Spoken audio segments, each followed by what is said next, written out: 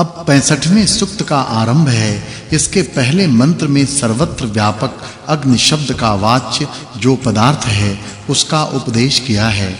भावार्थ इस मंत्र में उपमा अलंकार है। हे मनुष्यों, तुम लोग जैसे वस्तु को चुराए हुए चोर के पाद आदि अंग व स्वरूप देखने से उसको पकड़कर चुराए हुए पशु आदि पदार्थों को प्राप्त करते हैं, वैसे ही अंतःकरण में उपदेश करने वाले सबके आधार विज्ञान से जानने योग्य परमेश्वर तथा बिजली रूप अग्नि को जान और प्राप्त होके सब आनंदों को स्वीकार करो।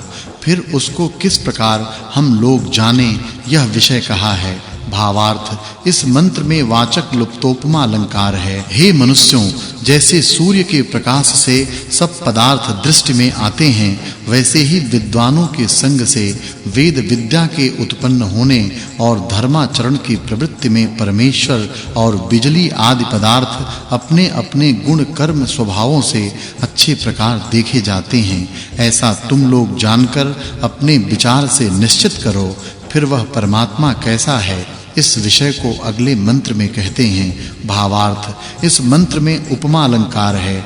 कोई विद्वान मनुष्य ही परमेश्वर को प्राप्त होके और बिजली रूप अग्नि को जान के उसके उपकार लेने को समर्थ होता है। जैसे उत्तम पुष्टि, पृथ्वी का राज्य, मेघ की वृष्टि, उत्तम जल, उत्तम घोड़े और समुद्र बहुत सुखों को प्राप्त कराते हैं, वैसे ही परमेश्वर और बिजली भी सब आनंदों को प्राप्त कराते हैं, परंतु इन दोनों को जानने वाला विद्वान मनुष्य दुर्लभ है। अब भौतिक अग्नि कैसा है, यह विषय को अगले मंत्र में कहा है। भावार्थ इस मंत्र में दो उपमा अलंकार हैं। जब मनुष्य यान चालन आदि कार्यों में वायु से संयुक्त किए हुए अग्नि को प्रयुक्त करते हैं, तब वह बहुत कार्यों को सिद्ध करता है। ऐसा सब मनुष्यों को जानना चाहिए। फिर वह सभेश कैसा हो, इस विषय को अगले मंत्र में कहा है। भावार्थ इस मंत्र में उपमा अलंकार है। जैसे बिजली के बिना किसी मनुष्य के व्यवहार की सिद्धि नहीं हो सकती, इस अग्नि विद्या से परीक्षा करके कार्यों में संयुक्त किया हुआ अग्नि बहुत सुखों को सिद्ध करता है। इस सूक्त में ईश्वर अग्नि रूप बिजली के वर्णन से इस सूक्तार्थ की पूर्व सूक्तार्थ के साथ संगति जाननी चाहिए। यह 65वां सूक्त और 9वां वर्ग समाप्त हुआ। अब 66वें सूक्त का आरंभ किया जाता है। इसके प्रथम मंत्र में पूर्वोक्त अग्नि के गुणों का उपदेश किया है। भावार्थ इस मंत्र में उपमा अलंकार है। मनुष्यों को उचित है कि जिस ईश्वर ने प्रजा के हित के लिए बहुत गुण वाले अनेक कार्यों के उपयोगी सत्य स्वभाव वाले इस अग्नि को रचा है, उसकी सदा उपासना करें। फिर वह मनुष्य कैसा हो, यह विषय अगले मंत्र में कहा है। भावार्थ जो मनुष्य जीवन के निमित्त ब्रह्मचर्यादि कर्मों को काम की सिद्धि के लिए अच्छे प्रकार जान के युक्ति पूर्वक आहार और व्यवहार के अर्थ यथा योग्य पदार्थों को धारण करते हैं, वे बहुत काल पर्यंत जी के सदा सुखी होते हैं। भावार्थ इस मंत्र में उपमा अलंकार है। मनुष्यों को जानना चाहिए कि जो ज्ञान और कर्मकांड के समान सदा वर्तमान, अनुकूल स्त्री के समान सब सुखों का निमित्त, सूर्य के समान शुभ गुणों को प्रकाश करने, आश्चर्य गुण वाले रथ के समान मोक्ष में प्राप्त करने, वीर के समान युद्धों में विजय करने वाला हो, वह राज्य लक्ष्मी को प्राप्त होता है। भावार्थ इस मंत्र में उपमा अलंकार है। मनुष्यों को जानना चाहिए कि विद्या से अच्छे प्रयत्न द्वारा जैसे उत्तम शिक्षा से सिद्ध हुई सेना शत्रुओं को जीतकर विजय करती है, वैसे धनुर्वेद के जानने वाले विद्वान लोग शत्रुओं के ऊपर शस्त्रों को छोड़ उनका छेदन करके भगा देते हैं। वैसे उत्तम सेनापति सब दुखों का नाश करता है। भावार्थ इस मंत्र में उपमा और वाचक् लुप्तोपमा अलंकार है।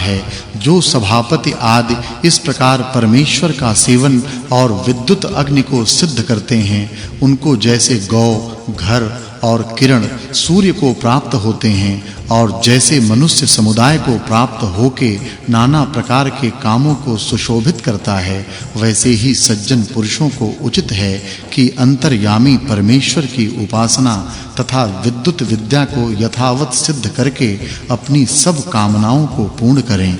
इस सूक्त में ईश्वर और अग्नि के गुणों का वर्णन होने से इस सूक्त की पूर्व सूक्तार्थ के साथ संगति जाननी चाहिए। यह 66वां सूक्त और 10वां वर्ग समाप्त हुआ। अब 67वें सूक्त का आरंभ है। इसके प्रथम मंत्र में विद्वान कैसा हो इस विषय को कहा है। भावार्थ, इस मंत्र में उपमा अलंकार है।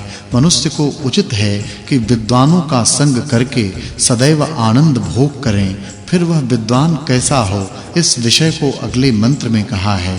भावार्थ, इस मंत्र में वाचक् लुप्तोपमा अलंकार है। हे मनुष्यों, तुम लोगों को चाहिए कि जो अंतर्यामी आत्मा सत्य झूठ का उपदेश करता और बाह्य अध्ययन कराने वाला विद्वान वर्तमान है, उसको छोड़कर किसी की उपासना व संगत मत करो। अब अगले मंत्र में ईश्वर और विद्वान के गुणों का उपदेश किया है। भावार्थ, इस मंत्र में वाचक् लुप्तोपमा अलंकार है। जैसे परमेश्वर व जीव कभी उत्पन्न व नष्ट नहीं होता, वैसे कारण भी विनाश में नहीं आता। जैसे परमेश्वर अपने विज्ञान बल आदि गुणों से पृथ्वी आदि जगत को रचकर धारण करता है, वैसे सत्य विचारों से सभाध्यक्ष राज्य का धारण करे। जैसे प्रिय मित्र अपने मित्र को दुख के बंधनों से पृथक करके उत्तम सुखों को प्राप्त कराता है, वैसे ईश्वर और सूर्य भी सब सुखों को प्राप्त कराते हैं। जैसे अंतर्यामी रूप से ईश्वर जीवादि को धारण करके प्रकाश करता है, वैसे सभाध्यक्ष सत्य न्याय से राज्य और सूर्य अपने आकर्षणादि गुणों से जगत को धारण करता है। भावार्थ, इस मंत्र में श्लेषा अलंकार है। किसी मनुष्य को परमेश्वर की उपासना व विज्ञान, सत्य विद्या और उत्तम आचरणों के बिना सुख प्राप्त नहीं हो सकता।